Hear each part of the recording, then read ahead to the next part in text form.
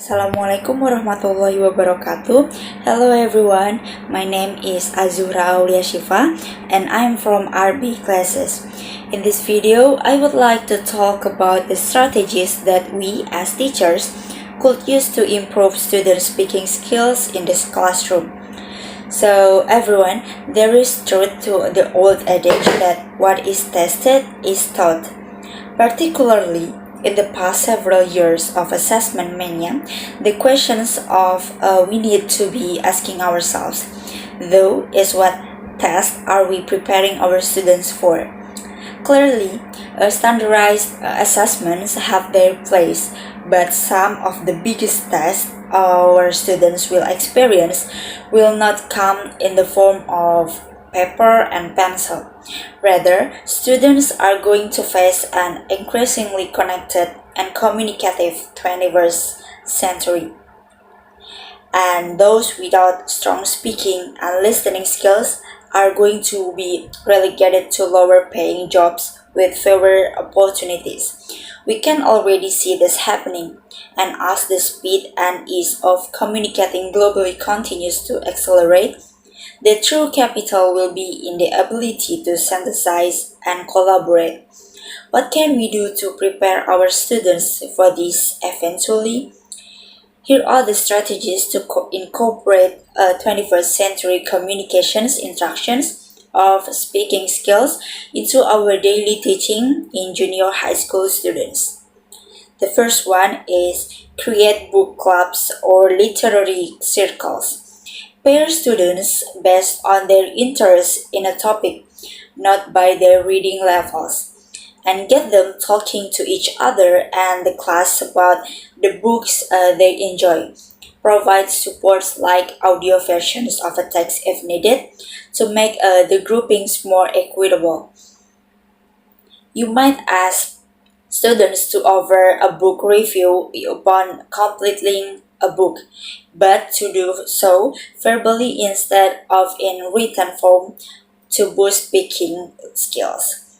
You can also encourage questions and answer sessions about the book, in which a student's reader is considered an expert as interviewed by their peers to keep the conversations going. We can return to the classroom after students dove into the books. Us, as the teacher, took turns rotating between the groups and asked students open ended questions about the themes and content. The discussions will be inspiring, and the teachers posed the initial questions students were able to lead, direct, and continue the conversation organically, an ability that we attribute to the students' ability to choose the books that they found most compelling. The second one is get started with Socratic seminars in any subject. To make Socratic seminars dynamic and engaging, you can start by writing open-ended questions on a soccer ball. Then simply start tossing the ball around the room. The students who catches the ball reads aloud the questions that is facing them and they should respond. This activity incorporates a kinesthetic engagement into the curriculum and works well across subjects. You can find example of open-ended questions to adapt to your particular unit or lesson topic and write them on the board. For an added challenge, you might invite students to brainstorm open-ended questions for inclusion in this activity. 2. Facilitating discussions about what type of questions best support critical thinking and discourse. And the third one is teach about accountable talk. Accountable talk is an approach to scaffolding responsive dialogue in the classroom. Often, teachers need to model productive discourse explicitly at first, such as using and talking about insightful open-ended questions or sentence frames, but a gradual release of responsibility can then help students succeed in independent discourse. Reward students with small incentives when you first roll out accountable talk in the classroom. We could use stickers when we hear students using the accountable talk sentence themes that he display on his board. Students can then turn the stickers in for a homework pass when they reach a certain number, incorporating an element of gamifications that makes speaking an explicit and continuous considerations in the classroom.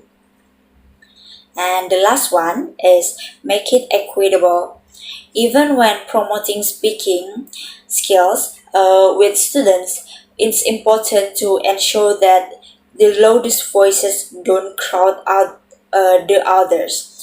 Collaborative, group based, or project based learning are great ways to spark students' conversations in an equitable way. One way to do this is to make sure that everyone has a role in the group and to explicitly teach kids how to work together. The more students are able to collaborate and practice speaking academically and respectfully with one another, the more natural it becomes for them to have productive discussions. So I think that's enough from me. Thank you so much for your attention. Wassalamualaikum warahmatullahi wabarakatuh.